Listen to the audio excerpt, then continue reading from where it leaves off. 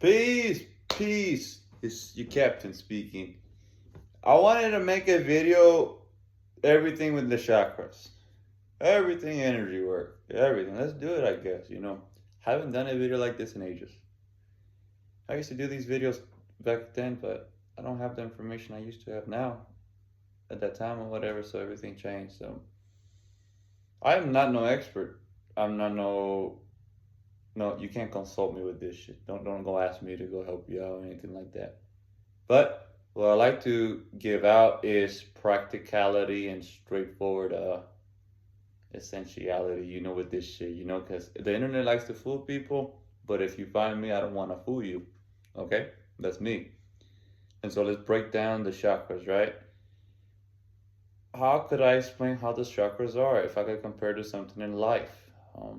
Because it's more than just a battery. It's more than just a way to store chi. It's more than just preserving your semen. It's more than doing shadow work, meditation, yoga, right?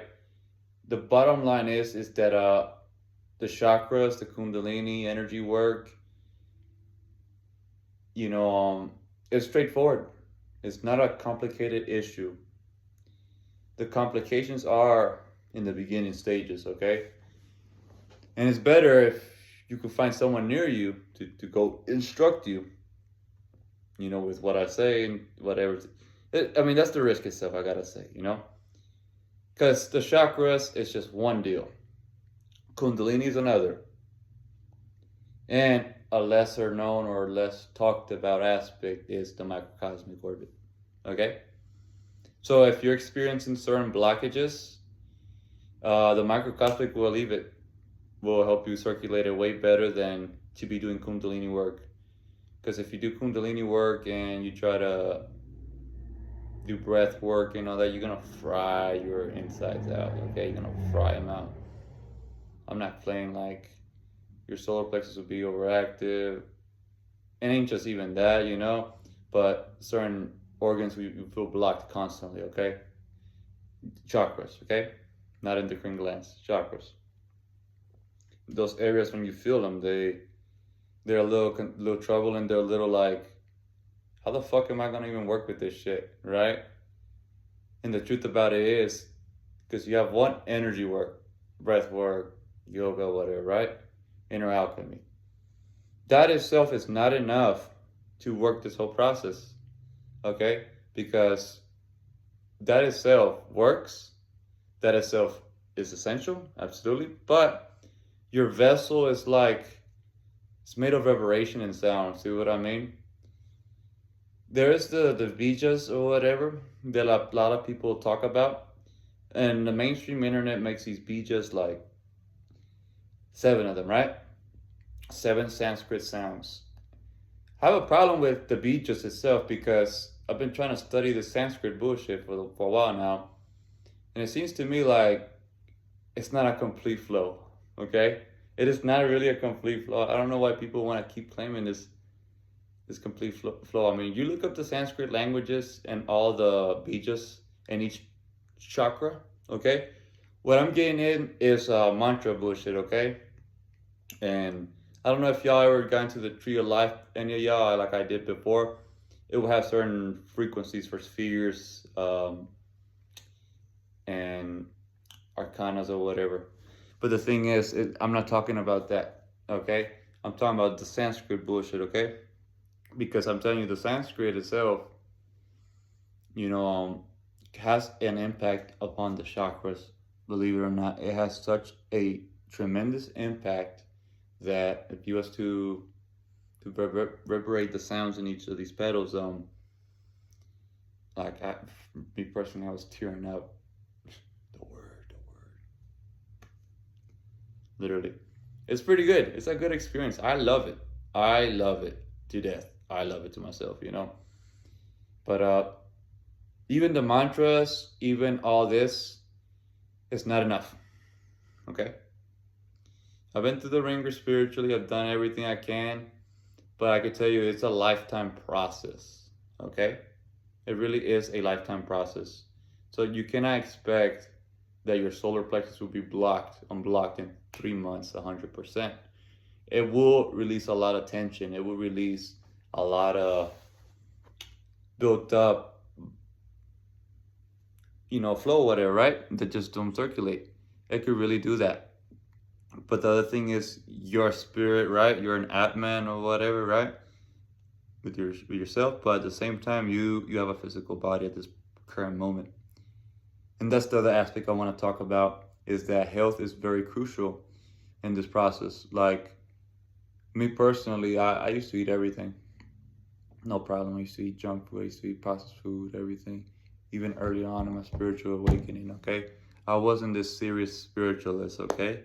I couldn't care less about anything. I chose the pieces that I wanted to follow, and that's that. Whatever worked for me at that moment is what I'm going to do. And so, essentially, there was a lot of good information that I didn't appreciate at the time. So think of that. I was really this chaotic approach type of individual, trying to see what works. And don't get me wrong, man, that the chakras are really you, I guess, in some way. They're really, they're really a part of you, okay? You got to understand this, is that the chakras has a psychological component to it as well. And this psychological component is one of the cornerstones of shadow work in some way, in my eyes, I guess. Because if we really want to do shadow work, right, we can't just pretend and spiritually bypass. Okay, I've been hearing that saying always, now more than ever, spiritual bypassing. I mean, don't get me wrong, we as an individual got to get by a certain way. We want to be loved, we want to be appreciated, we want to be admired, we want to be loved by existence in the world itself, right? But the thing about it is that, we can't really do any certain things and like that, if we don't got ourselves personally. We matter ourselves a lot in this work. You matter a lot. Your voice, your heart, your everything about you. I don't care how fucked up your life was. I don't care how struggling you are. I mean, I get it. There's a lot of struggles. There's a lot of struggles in this lifetime, I will run into trouble. I will run into obstacles. I will face adversity too. I'm not no saint. I'm not this holy guy or anything like that. But I tell you it like this, is that when you understand this concept, right? That your world, what you say to yourself, what you bring onto the world, how you act around others, how you treat yourself. Do you self-negative talk yourself? Do you disrespect your voice inside? Do you suppress natural emotions? Do you suppress, all stuff like that, pretty much? You gotta ask yourself and really get down to those questions, How can we be fully dissolved from the ego if we don't know what egoic things are we doing? What are some in which I'm about to give this concept, the 7 rays, okay? Now, I've looked up the 7 rays. It comes from the internet, as Theosophical Society. But I see other individuals like Buddha Maitreya and so on and so forth use this concept. I mean, it's still a new concept to me to this day. Believe it or not, like, I didn't know about this when I started, okay? I did not know about it.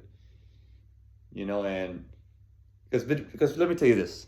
When you want to do shadow work, they tell you do Vipassana, right?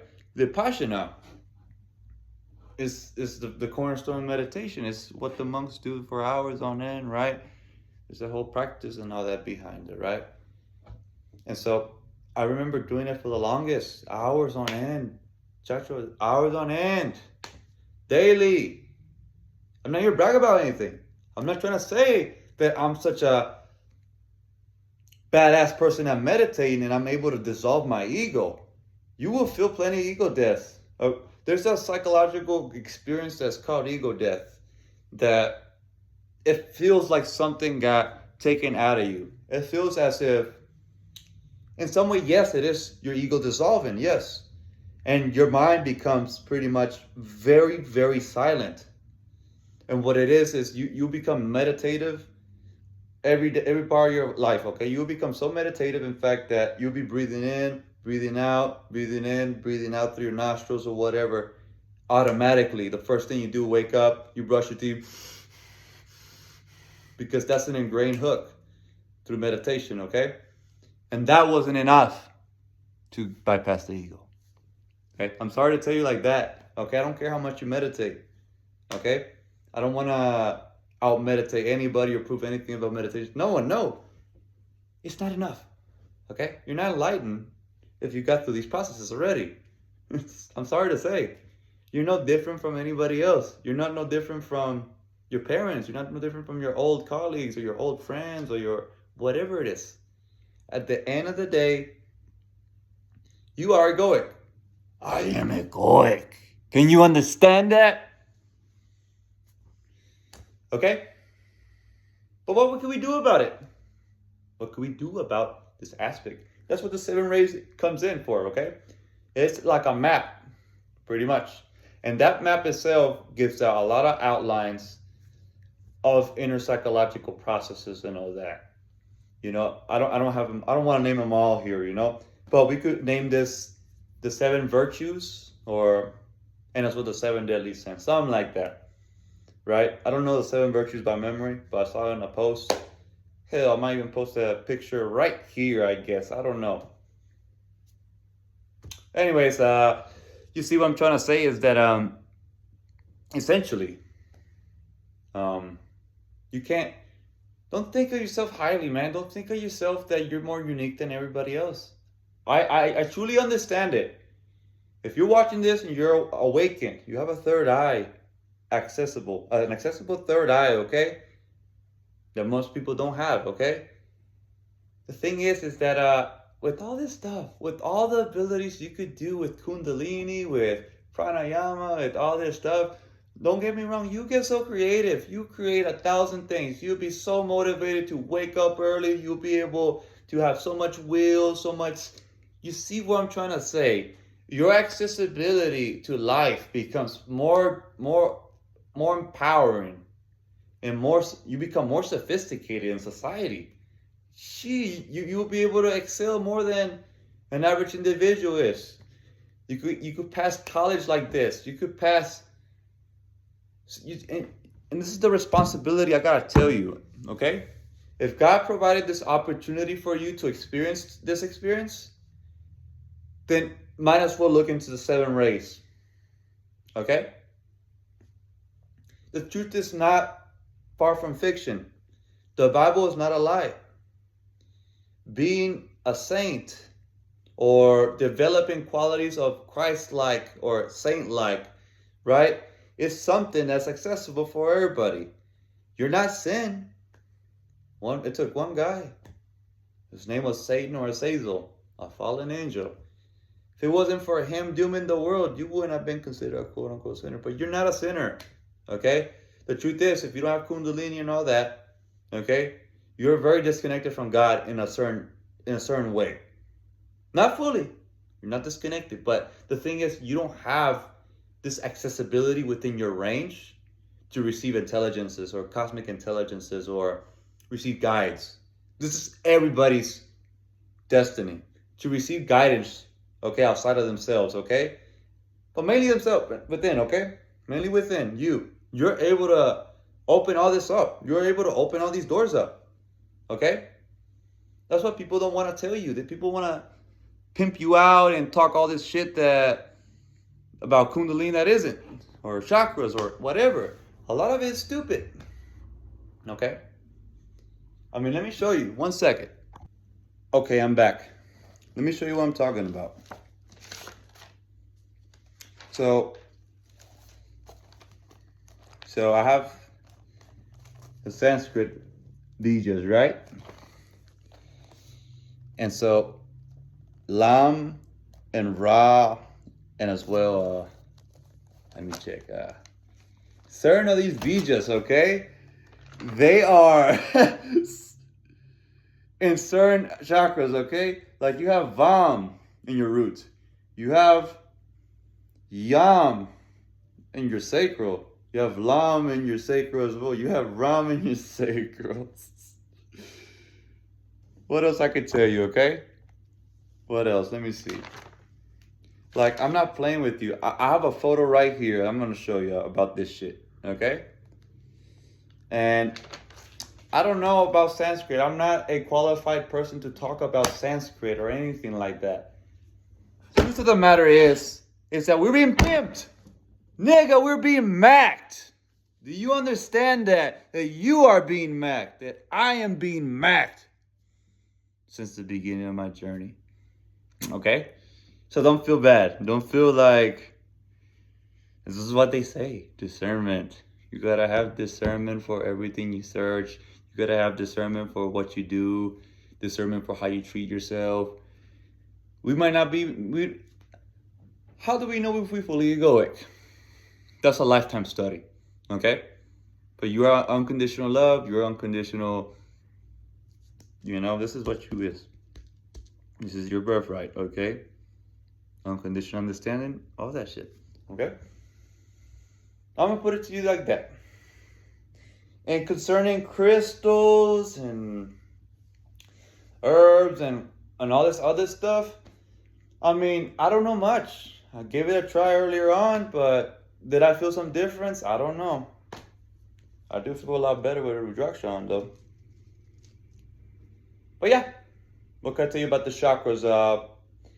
Straightforward as that. If you do those two things, pretty much energy work, psychological work, you could get very deep within your subconscious. Okay? I gotta get doing that shit more than that. But yeah, take care. Peace out. Your boy out. You already know.